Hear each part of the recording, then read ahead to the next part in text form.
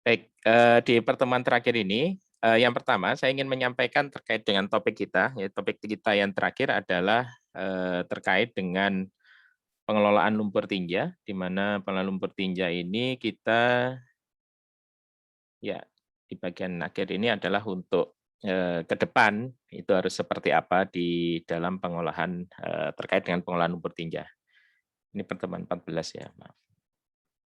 Ya, bisa dilihat ya untuk screen-nya, Bisa, Pak. saudara sekalian? Ya, oke. Jadi, setelah kita mempelajari di perkuliahan, ini memang kuliah pilihan ya, artinya bukan satu kuliah yang, wajib untuk diambil gitu. Nah, dan memang kalau di tren yang lama bahwa, pengelolaan secara setempat itu bukan satu hal yang menarik. Jadi misalnya, di kurikulum yang lama mungkin ya, bagi mahasiswa yang ikut kurikulum lama, itu barangkali tidak tahu di mana harus mempelajari sistem setempat misalnya. Kalau ditanya, Anda pernah belajar teknik lingkungan misalnya, terus kemudian Anda pernah belajar tentang, sistem setempat? Eee, Jawabannya, mungkin pernah ya, tapi di mana misalnya belajar mengenai perencanaan septic tank misalnya? Oke, dari yang hadir barangkali pernah, kalau ditanya, apakah pernah belajar mengenai desain septic tank misalnya? Maka kemungkinan akan kesulitan, mata kuliah apa yang mempelajari khusus tentang desain, septic tank. Padahal kalau kita ketahui, septic tank itu satu hal yang, paling sederhana di dalam, pengolahan air limbah ya, pengolahan air limbah domestik terutama. Yang banyak justru nanti adalah pengolahan yang secara, terpusat ya. Jadi kembali lagi pada Permen, PU nomor 4 tahun 2017 ya, kita lihat bahwa di dalam pengelolaan air limbah itu ada yang sistem setempat, ada sistem yang terpusat. Di mana yang terpusat ada, perpipaan dengan menggunakan sewer system, kemudian ada instalasi pengolahan air, limbah atau, IPAL. Nah, kalau Anda lihat perkuliahan kita dulu ya, kurikulum sebelum diganti dengan kurikulum 2019, itu yang banyak adalah, terkait dengan yang sistem terpusat.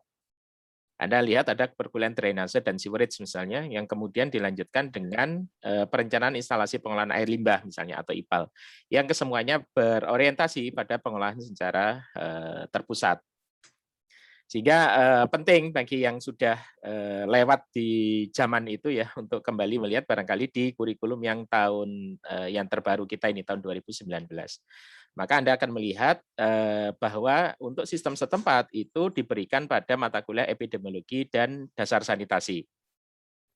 Kalau saya lihat, peserta perkuliahan, pengelolaan lumpur tinja ini, hanya satu orang yang, pernah mengalami mata kuliah epidemiologi dan dasar sanitasi. Sementara yang lain, ini veteran yang sudah melewati, yang tidak mengalami zaman mata kuliah epidemiologi dan sanitasi, hanya melalui konversi saja dari kurikulum. Oleh karena itu, bagi saudara yang barangkali tertarik atau untuk, mendalami masalah sanitasi khususnya setempat, ya, silahkan dibuka atau pinjam materi anak-anak yang pernah mengikuti epidemiologi dan dasar sanitasi.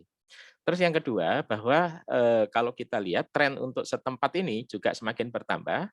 Ini kalau kita lihat misalnya saja, melalui pendanaan atau bantuan dana di Global Sanitation System misalnya saja, mereka memberikan bantuan pada beberapa perguruan tinggi di, Indonesia ini untuk kemudian kurikulumnya ya, yang di sini kemudian, secara spesifik, belajar mengenai sistem setempat. Ya, sistem setempat ya mulai dari user interface sampai ujungnya lah ya, tapi sistemnya setempat, bukan sistem yang, terpusat. Yang ketiga, kalau nanti Anda perhatikan juga bahwa di dalam pemenuhan target-target sanitasi, ya, maka sistem yang setempat ini juga masih mendominasi, ya.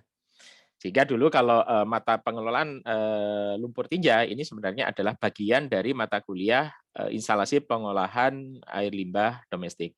Mungkin barangkali Anda juga pernah, membaca ada tugas ya, saya lupa sekitar tahun 2014 atau 2015, maka di dalam, tugas perencanaan, IPAL itu ada, bagiannya yang merencanakan IPLT. Ya, tapi kalau sekarang tidak ada dan ini jadi satu kuliah yang mandiri. Kemudian kalau kita lihat juga di dalam perkuliahan ini, kebanyakan dari Anda saya minta untuk membaca referensi secara mandiri, kemudian juga mencoba untuk desain-desainnya, mencoba menghitung sendiri dan seterusnya. Nanti silakan kalau ada hal-hal yang ingin diperjelas dari perkuliahan-perkuliahan sebelumnya, ya sebagai review akhir kita untuk pertemuan ini, Anda silakan atau boleh untuk menanyakan hal-hal yang barangkali masih menjadi pertanyaan, ya, yang tidak masih mengganjal atau tidak terjawab di dalam materi yang barangkali juga saya sudah share untuk tayangannya. Oke, jadi kalau kita bicara kembali lagi ke materi kita ya, pengelolaan lumpur tinja di masa mendatang, sebenarnya ada tugas struktur, tapi nanti tidak perlu tugas ini dan barangkali mulai minggu depan ya kita sudah mulai UTS ya. Kebetulan UAS dan kebetulan UAS kita di tanggal 27 Juli ya, akhir bulan. Saya kira masih agak lama. UAS-nya nanti ya seperti biasa melalui apa namanya itu secara online ya, entah itu dengan penugasan terstruktur ataukah secara langsung nanti saya umumkan lebih lanjut terkait dengan UAS-nya. Oke, jadi pada saat kita belajar di pengelolaan lumpur tinja ini sesuai dengan CPMK kita, CPMK 4, maka di sini pemahaman masalah karakteristik limbah lumpur tinja dan dampak lingkungan ini menjadi satu hal yang penting. Ya, apalagi tren di dalam pengelolaan lingkungan saat ini adalah pengelolaan terhadap risiko lingkungan misalnya. Ya. Artinya perlu kajian-kajian, perlu mitigasi atau pengurangan dampak dari keberadaan lumpur tinja yang tidak terolah dan lumpur tinja yang terolah. Jadi apakah kemudian lumpur tinja yang terolah ini masih memberikan ancaman pada lingkungan? Ini perlu dilakukan satu analisis risiko. Ya, jadi kalau dengan perkuliahan Bu Pipi barangkali ini juga dekat terkait dengan pengelolaan hal ini. Oke, jadi ini referensi, satu referensi sudah saya berikan barangkali ke saudara ya, terkait dengan apa namanya itu vehicle sludge management ini sebagai tambahan di samping referensi yang dari PU ya. Referensi yang dari PU itu biasanya yang kita gunakan karena sebagai referensi utama, tetapi sayangnya beberapa buku masih berupa draft ya pada saat saya menyampaikan materi ini, materi perkuliahan ini. Sementara kalau kita lihat Anda buka web di PUPR, beberapa sudah tidak lagi draft tetapi sudah satu produk yang apa namanya itu bisa sudah jadi juknisnya gitu ya, sehingga silakan nanti di upgrade walaupun secara substansi tidak akan berbeda jauh, hanya dari segi tampilan saja yang agak-agak apa namanya itu di upgrade lah seperti itu. Kemudian ada satu buku lagi yang juga gratis dari EAWAC dari apa namanya Swiss, EW EWE EW bacanya itu apa ya, pokoknya EAWAC gitulah ya, silakan nanti dilihat. Ini dari EWE nanti saudara juga bisa lihat ya, intinya bukunya tentang Methods for Vehicle Sludge Analysis. Jadi kalau dalam perkuliahan kita kemarin mengacu ke PU itu sangat sederhana sekali dengan komponen-komponen yang juga sederhana ya. Tapi kalau di sini kita ingin lebih advance untuk pemanfaatan, maka mau tidak mau kita juga harus mempelajari ini menjadi lebih dalam lagi ya terkait dengan vehicle sludge. Dua-duanya gratis ya, bisa di-download secara free dan dipelajari ya, tidak hanya di-download. Oke, ini yang kita pelajari di dalam MDG sebenarnya targetnya adalah di containment ini agar dia tidak berkeliaran untuk limbahnya ya. Kemudian untuk sewerage ada di water closet. Maaf, ini untuk user interface-nya ya. Ada lantern, ada septic tank ya untuk sistem yang setempat. Kemudian target-target di dalam SDG ya sampai tahun 2030, kemudian target ini lebih dikembangkan lagi. Tidak hanya sekedar containment-nya ya, tetapi juga end use sampai disposal-nya ini. Ya, jadi ada satu rangkaian di dalam pengelolaan air limbah yang ini secara terpusat ya, seperti saudara pahami. Kemudian ini secara setempat. Ya, secara setempat ini yang repot memang ada bagian tengah ya, sehingga pada pertemuan sebelumnya itu ada terkait dengan layanan lumpur tinja terjadwal ya L2T2 misalnya saja untuk mengatasi kerumitan ini bagian tengah ini ya, manajemen apa namanya itu pengangkutan lumpur tinjanya. Sementara kalau kita pakai terpusat ini lebih sederhana walaupun penyediaan infrastrukturnya nanti lebih kompleks ya. Urusannya sederhana kalau sudah bisa jalan, tetapi investasi awalnya atau penyiapan awalnya yang lebih kompleks karena menyiapkan sistem perpipaan. Kalau di sini sistem setempat, maka problemnya itu ada pada saat operasional, walaupun secara investasi atau awalnya tidak terlalu rumit. Nah ini yang perlu kita perhatikan bahwa oke, septic tank itu penting, lumpur di dalamnya harus diolah, tetapi tidak kalah penting adalah air yang keluar dari septic tank. Ya, selama ini memang kita memanfaatkan sumur resapan atau bidang resapan ya seperti ini. Ya, khususnya pada daerah dengan air tanah yang rendah. Sementara untuk air tanah yang cukup tinggi, maka kita harus menyediakan teknologi yang lain. Ini saya acu dari SNI untuk septic tank tahun 2017. Ya, kita memerlukan upflow filter ataupun taman sanita. Ya, nanti bisa dilihat lagi di perkuliahan tadi, saya katakan epidemiologi dan dasar sanitasi ya, atau di SNI-nya ya, saudara bisa lihat seperti apa untuk desain-desain dari upflow ini dan taman sanitanya. Ya, sementara yang umum kita gunakan adalah sumur resapan dan bidang resapan, walaupun kemudian ini akan menjadi sulit pada saat kemudian penduduknya juga bertambah. Pada saat kepadatan tinggi, maka kita sulit kemudian untuk mendesain sumur resapan dan bidang resapan ini, karena lahan sudah tidak ada lagi. Nah, ini yang sering saya ulang pada saat penyampaian materi ya, terutama pada saat direkam itu, terkait dengan perencanaan perinci IPLT ya, tahapan-tahapan dari dari perencanaan IPLT-nya ya, mulai dari ini bagian akhir ya, persepsi dan seterusnya itu materinya diberikan terakhir, saya berikan di awal ada penyiapan ini di bagian depan ini. Ya, sampai kemudian pada RAB-nya secara umum. Kemudian untuk perencanaan layanan lumpur tinja, ini yang pertemuan-pertemuan di pertemuan 12-13 ya kalau nggak salah, pertemuan 12-13 terkait dengan layanan lumpur tinja terjadwal ini. Nah, apakah kemudian cukup dengan pada saat kita desain sudah atau kita rencanakan sesuai dengan ini, sebenarnya syarat minimal sudah terpenuhi. Syarat minimal itu adalah bahwa IPLT sebagai sarana pengolahan lumpur tinja, yaitu sudah didesain sesuai dengan standar. Kemudian juga untuk suplai ini juga sudah ada gitu. Jadi dari segi suplai dan pengolahan sudah ada. Selesai dalam taraf minimal. Ya, taraf minimal di dalam pengelolaan air limbah itu terkait dengan masalah bagaimana air limbah itu seminimal mungkin menghasilkan atau mengancam kesehatan manusia.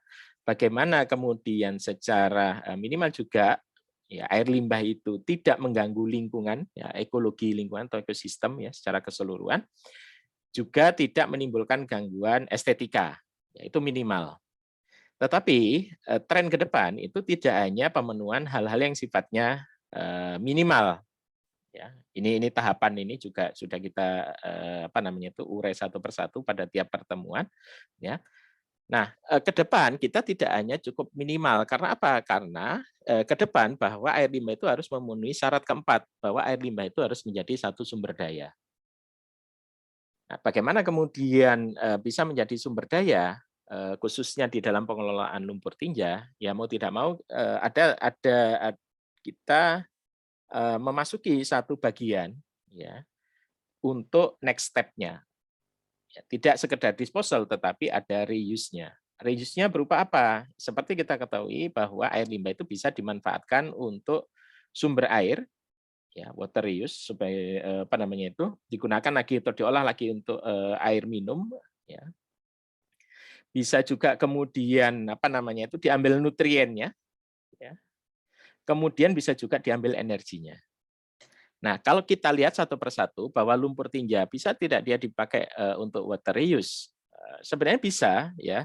Hanya saja kalau kita lihat bahwa lumpur tinja itu komponen dominannya walaupun air, tetapi jumlahnya tidak signifikan kalau untuk di water reuse. Secara dalam debit besar gitu maksud saya. Berbeda nanti dengan pada saat kita akan mereuse water yang berasal dari sistem yang terpusat ya, sistem sewer plus IPAL gitu misalnya. maka jumlah airnya menjadi relatif lebih banyak ya, dan sehingga pengolahan kita ya terhadap air tersebut juga apa namanya itu sesuai gitu antara usaha dengan hasilnya. Jadi kalau di dalam water reuse mungkin bisa dihasilkan air ya yang layak, tetapi jumlahnya tidak banyak kalau di IPLT. Yang kedua kalau nutrien, nah memang benar bahwa selama ini salah satu manfaat dari apa namanya itu lumpur tinja kering adalah sebagai pupuk ya, sebagai pupuk. Nah, di sini perlu kita lihat yang dimaksud pupuk ini, apakah dia sebagai soil conditioner saja seperti kompos, ataukah memang berfungsi sebagai fertilizer. Karena kalau kita fungsikan seperti fertilizer, ini barangkali juga tidak sebanyak pada saat kita melakukan pemisahan urin misalnya saja ya. Ada model-model ecological sanitation yang memisahkan urin dan feses. Kemudian urinnya di-treat secara terpisah ya. Nah, maka mungkin tidak sebanyak itu. Ya, ada tetapi tidak banyak, sehingga juga kalau kemudian dibutuhkan misalnya saja pupuk dalam dosis tinggi, misalnya nutrien dalam dosis tinggi, ini barangkali juga tidak memenuhi. Nah, bagaimana dengan masalah energi? Kalau kita lihat skema yang ada di sini dari pre-treatment, ada basic treatment, ada sludge treatment, ada energi. Ini kalau kita lihat ini sistem ini kita dapatkan pada saat sistemnya terpusat, kemudian di situ menggunakan aerobic treatment sehingga sludge yang dihasilkan cukup banyak ya. Kemudian dilakukan stabilisasi sludge stabilisasi lumpur yang akan menghasilkan energi. Yang ini bisa kita konversi ataupun nanti bisa kita manfaatkan. Ya, kita apa namanya diubah terlebih dahulu menjadi listrik misalnya sehingga kemudian listrik ini bisa didistribusikan. Nah, kalau kita lihat bahwa lumpur tinja itu menjadi serba sedikit di sini, water sedikit, nutrien juga sedikit, energi juga sedikit. Ya, karena apa? Karena lumpur dari lumpur tinja itu relatif stabil.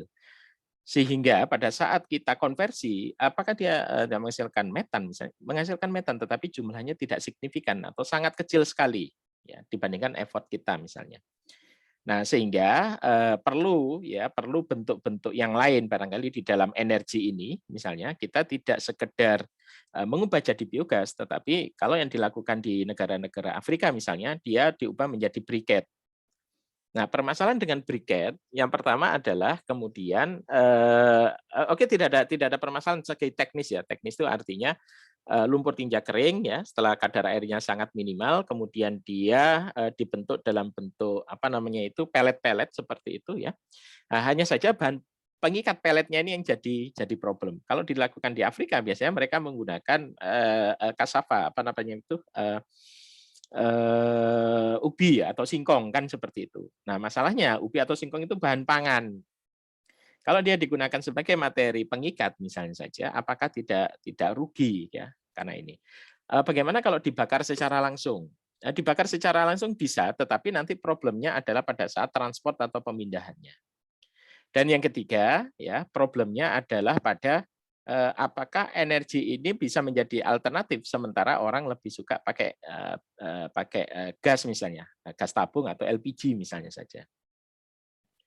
Jadi pada saat kita melakukan apa namanya itu orientasi ini, maka mau tidak mau kita juga harus melihat faktor kultur, kebiasaan, juga faktor ekonomi ya. Apakah ini jadi layak atau tidak untuk bahan pengganti? Oke, beralih pada isu yang lain. Jadi ini tahun 2018 ya, waktu itu kalau saudara lihat saya ambil dari Kumparan ya, apa namanya itu tentang pengolahan limbah yang disebut dengan Andrich Technical System. Ya, waktu itu dibilang Wagub DKI waktu itu adalah Sandiaga Uno bahwa dalam waktu setengah jam bisa menjadikan air yang bisa diutilitas malah sebetulnya layak minum. Oke, kalau kita bicara sebagai orang teknik lingkungan, maka kita akan lihat, oke diminum tidak diminum itu kan masalah risiko sebenarnya, kemudian juga masalah persepsi kita terhadap pengolahan air limbah. Ujungnya sebenarnya adalah bahwa semua air itu bisa diolah secara teknologi ya, tinggal biayanya berapa yang harus dia sediakan untuk pengolahan ini. Ya, ini kalau kita lihat sistemnya dialirkan filter ya, diendapkan, kemudian dialirkan pipa chemical reaction tank, koagulan-koagulan, kemudian dialirkan ke Andrich system ya sebagai penemunya waktu itu dikatakan sebagai inovatornya ya. Kemudian menggunakan arus gelombang elektromagnetik, ini bening tidak berbau, digunakan untuk menyiram tanaman, mencuci mobil. Oke, ini tidak ada masalah di sini. Tetapi kemudian klaim-klaim bahwa teknologi ini murah, lebih murah dari apa namanya itu konvensional, kemudian juga kalau air diminum tadi sudah saya sebutkan ya. Nah ini yang perlu untuk kita kritisi ya. Karena saudara sebagai calon nanti apa namanya itu pengampu pemerintahan ataupun di konsultan, ini pada saat kita menemukan ada satu tawaran teknologi, maka mau tidak mau saudara harus mengkaji teknologi tersebut.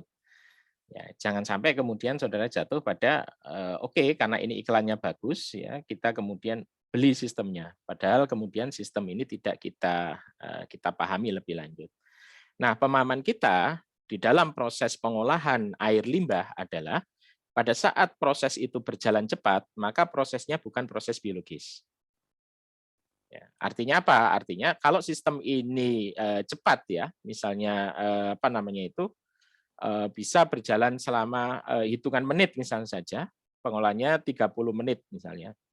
Kemudian kalau kita pakai mekanis yang lain itu 7 hari, konvensional 27 hari, maka kalau dia pakai 30 menit berarti sistemnya adalah kimia fisika atau fisika kimia gitu ya, atau gabungan. Nah, kalau kita lihat lebih dalam lagi misalnya saja, ini bukan bagian dari endorse satu teknologi ataupun apa namanya itu mengkritisi satu teknologi ya. Saya hanya menganjurkan saudara untuk melihat teknologi ini lebih dekat seperti itu, mengenal teknologinya sehingga juga apakah ini nanti akan sesuai dengan kebutuhan kita ataukah tidak. Nah, di sini ada flotation unit, ada chemical bulk, kemudian ada suspension tank, scraper, ada pressure pump. Nah, kalau Anda melihat flotation unit yang dia bisa bekerja dalam jangka pendek adalah sistem DAF, dissolved air flotation. Ya. Maka kemungkinan di sini dia menggunakan dissolved air flotation. Kalau flotation secara apa namanya itu, secara alami jelas tidak apa namanya itu waktunya tidak akan sependek itu, dia pasti waktunya lama, kemudian karena waktu yang lama otomatis juga dia akan menjadi lebih besar ukurannya. Ya, di sini menggunakan dissolved air flotation dengan bantuan gelembung udara ya kecil sehingga dia akan menjadi naik. Kalau secara teori DAF ini 10 sampai 15 menit. Nah, kemudian di sini dilakukan ya nama sistem itu boleh-boleh aja ya. Saudara kasih nama saudara pun sebenarnya juga boleh-boleh saja sebenarnya. Pada saat apa namanya itu saudara beri nama siapa gitu nama saudara sebagai penemu, tetapi kalau lihat prinsipnya dia pakai apa namanya itu pakai elektrofisika, dia sebutkan elektrofisika, maka bisa saja menggunakan kalau di kita ada disebut elektrokoagulasi. Jadi koagulasi tetapi menggunakan apa namanya itu anoda katoda dari logam ya, kemudian diberikan arus searah ya, sehingga kemudian akan muncul koagulannya lepas ya, sehingga terjadi proses koagulasi flokulasi. Jadi kemungkinan sebenarnya proses-prosesnya seperti itu ya, menggunakan elektrofisika atau elektrokimia ya kalau di kita dengan anoda katoda yang kemudian berjalan dengan prinsip elektrokoagulasi. Kemungkinan seperti itu. Kemudian di sini ada proses filtrasi, ya ada ultrafiltrasi, ada MMF, ada cartridge dan seterusnya. Yang di sini adalah proses fisika lagi. Sehingga kalau kita lihat ini proses fisika, proses kimia, proses fisika sehingga tidak heran kemudian prosesnya berjalan lebih cepat. Nah ini salah satu yang diintroduksikan. Air yang keluar ya katanya sudah sesuai dengan standar air minum misalnya sehingga tadi disebutkan Pak Sandiaga Uno ini bisa langsung diminum. Walaupun lagi-lagi kita harus lihat di sini apakah benar kemudian dari segi mikroorganismenya itu sudah layak ya. Jadi kalau sekedar bening, air laut itu juga bening kan kalau kita bilang seperti itu. Tapi kita tidak akan minum air laut. Karena apa? Kadar garam tinggi, TDS tinggi misalnya. Kemudian ada kemungkinan mikroorganisme. Oke, ini masalah klaim-klaim seperti itu. Tapi kemudian ini perlu kita perluas lagi ya pemahaman kita. Ini sering saya sampaikan bahkan hampir di setiap perkuliahan terkait dengan sanitasi ya, entah itu kuliah apa namanya rutin ya seperti kita atau kuliah umum, saya sering jadikan ini sebagai contoh. Saudara bisa lihat nanti ini di sini ya di YouTube ini. Ya. untuk sistem yang katakanlah di daerah pemukiman padat. Ini salah satu alternatifnya, ada beberapa alternatif yang lain yang dikembangkan baik oleh NGO maupun perguruan tinggi ya terkait dengan pengelolaan. Yang unik adalah bahwa di sini pemindahannya tidak melalui sewer, dia melalui truk tinja juga. Hanya saja truk tinjanya di sini truk tinja kering, bukan truk tinja basah. Kering dalam artian kalau yang disedot biasanya itu kan sudah berupa lumpur tinja. Nah di sini berupa tinja fresh ya, tinja yang fresh. Ya, dibawa pada satu pengolahan di mana pengolahan ini kemudian mengkonversi dengan menggunakan plasma. Ya, kemudian limbah keringnya ya dia dibakar sehingga menghasilkan listrik di sini, sementara airnya dimanfaatkan untuk kepentingan yang lain. Ya, ini yang kita lihat ada satu bagian namanya sanir tadi, semacam MCK ya di kita, hanya saja kemudian sistemnya dibuat lebih agak berbeda di sini, terutama di treatmentnya ini. Ya. Kemudian dibawa ada satu treatment yang terpusat gitu. Treatment terpusat ini menghasilkan air dan juga energi ya dari proses konversi menggunakan pembakaran menggunakan plasma.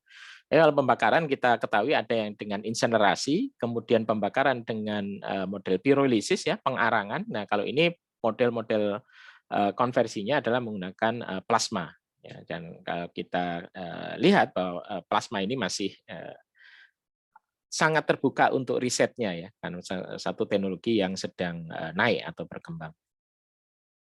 Oke, kemudian energi tadi yang dihasilkan kenapa bisa jadi listrik? Dia disimpan dulu dalam bentuk fuel cell ya. Ini fuel cell ini juga menarik tren penggunaan fuel cell ini nanti ke depannya. Jadi vehicle meter, kemudian di dryer, kemudian ada plasma gasification. Plasma gasification ya, kemudian gas cleaning unitnya, ada solid oxide fuel cell system ini. Yang solid fuel cell-nya ini bisa digunakan untuk pembangkitan generator energi untuk plasmanya. Ya, jadi ini sistemnya dibuat seperti ini.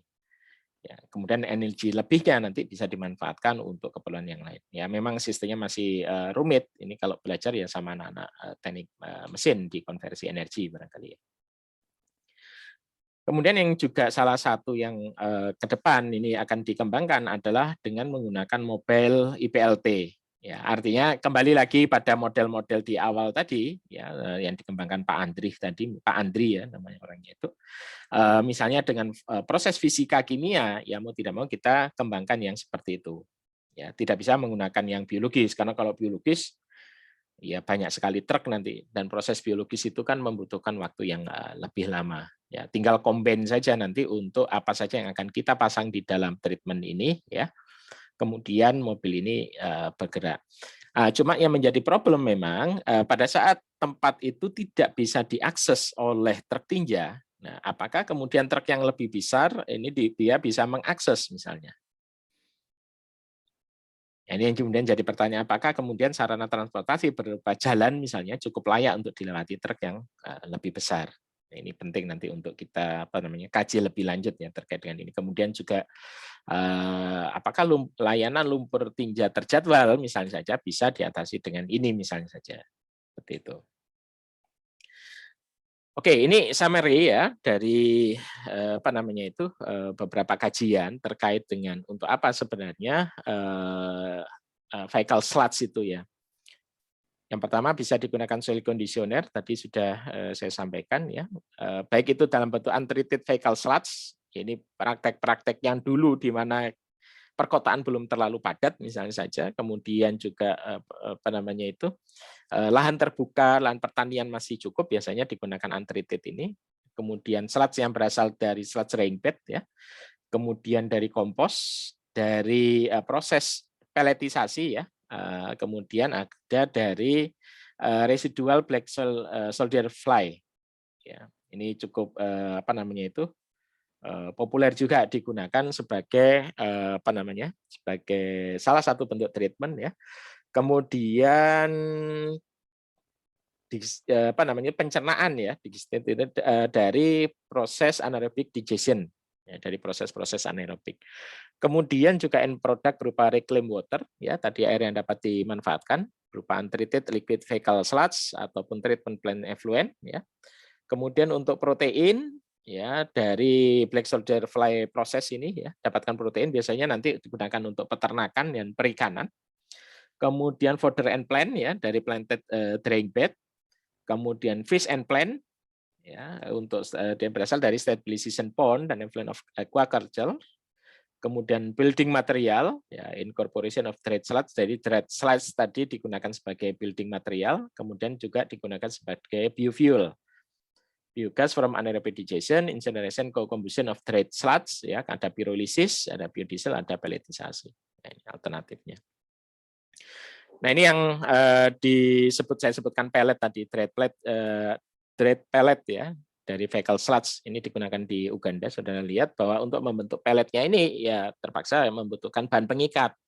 Nah, di sana banyak bahan pengikat yang berasal dari berbasis singkong, ya seperti itu, cassava. Jadi dia digunakan ini ya, model-model tepung kanji gitu diikat. Nah, ini yang disebut dengan larva black soldier fly. Ya. Ini kalau di dalam keterangan fotonya, ini kemungkinan ini adalah fecal sludge, ya.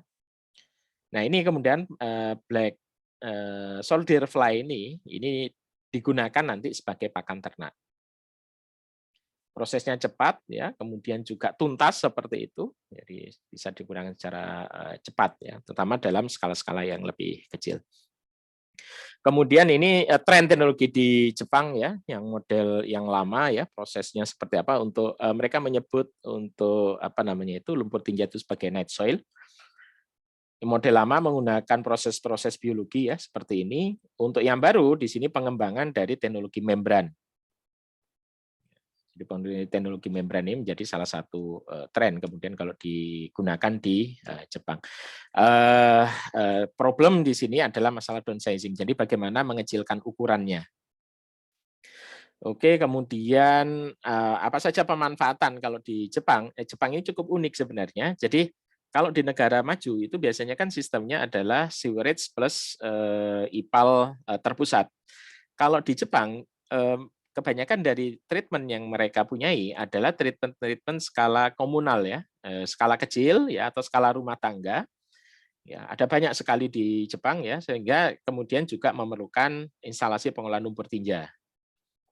Ya, jadi kalau kita lihat misalnya next-nya kemudian diapakan dari lumpur tinja itu bisa digunakan insinerasi, ya ada 586 plant di Jepang yang kemudian menggunakan insinerasi, composting, ya berikutnya, kemudian direct landfill order water sludge, ada fuel, ada biogas recovery, biogas recovery plus composting, ya kemudian biogas recovery, ada karbonisasi, kemudian ada recovery fosfor, ya diambil fosfornya. Ya kalau sudah lihat ini plan-nya ya cukup banyak, hampir 1000-an lah kurang lebih. Oke, jadi next step-nya harus seperti apa? Step way forward-nya ya mau tidak mau dalam kondisi Indonesia kita harus memperhatikan hulu sampai hilir, intinya seperti itu. Pengolahan yang baik penting, ya pengolahan air, pengolahan lumpur juga penting seperti itu. Kemudian memang di dalam penggunanya di Indonesia kadang-kadang inovasi itu tidak berjalan karena kita masih mempunyai alternatif yang lebih baik. Misalnya saja dalam pengolahan pemanfaatan air yang berasal dari lumpur tinja misalnya, maka lebih enak bagi kita ya pakai aja air, orang kita kaya air kok seperti itu daripada menggunakan air dari lumpur tinja. Ataupun penggunaan pupuk misalnya, maka yang lebih disukai adalah pupuk kandang, ya walaupun dari pupuk yang berasal dari manusia ini juga bisa dimanfaatkan. Oke, kira-kira menjadi seperti itu perkuliahan kita. Nah, silakan kalau ada yang ingin ditanyakan, konfirmasi lagi ya terkait dengan perkuliahan ini ya dari pertemuan awal sampai akhir. Ya, barangkali ada yang perlu Anda konfirmasikan, saya persilahkan.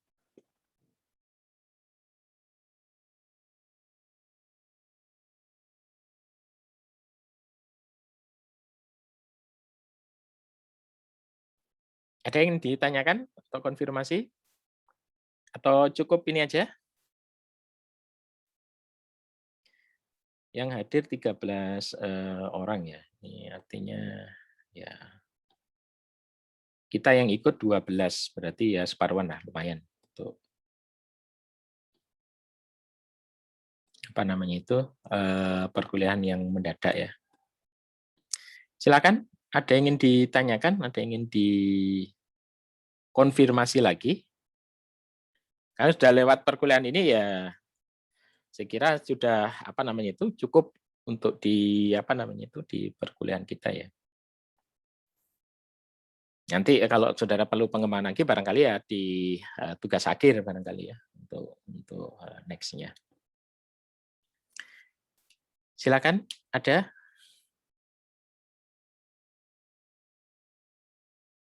Sambil saya absen ya.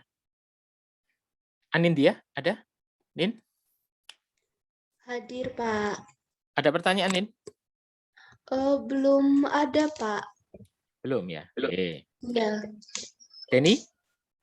Denny Febri, hadir? Ya Pak, belum ada Pak. Denny belum. Dinda? Hadir, Pak. Ada pertanyaan, Din? Belum ada Pak hasilnya, Pak. Oke. Muammar? Mar? Hadir, Pak. Ada pertanyaan, Mar? Belum, Pak. Belum.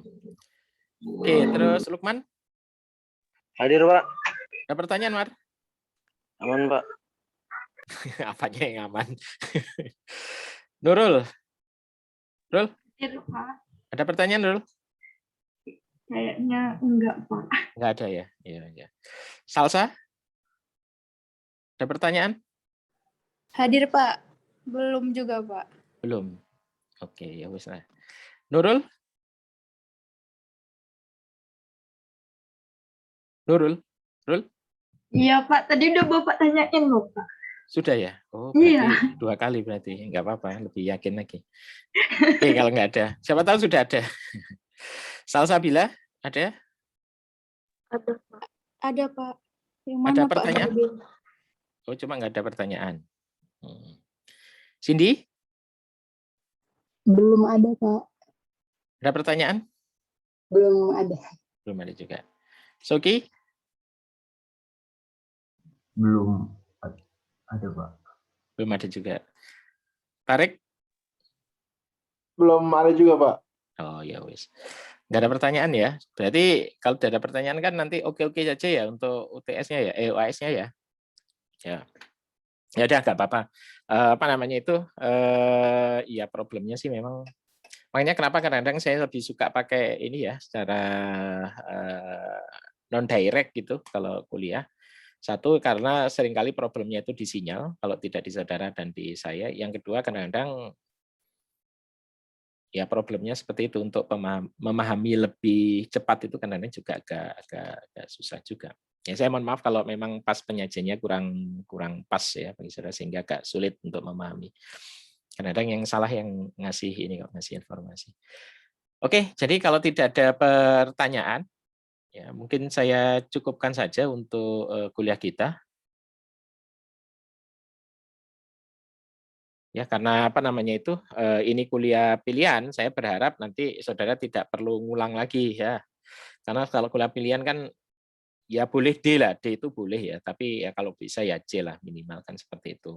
Terus begini, coba dilihat lagi tugas-tugas yang belum dikumpulkan, coba dikumpulkan ya. Kan ada beberapa tugas itu. Nah, tugasnya tolong dikumpulkan. Ya kalaupun terlambat pasti beda lah nilainya dengan yang tepat waktu, tetapi daripada tidak mengumpulkan mending saudara mengumpulkan gitu. Ya.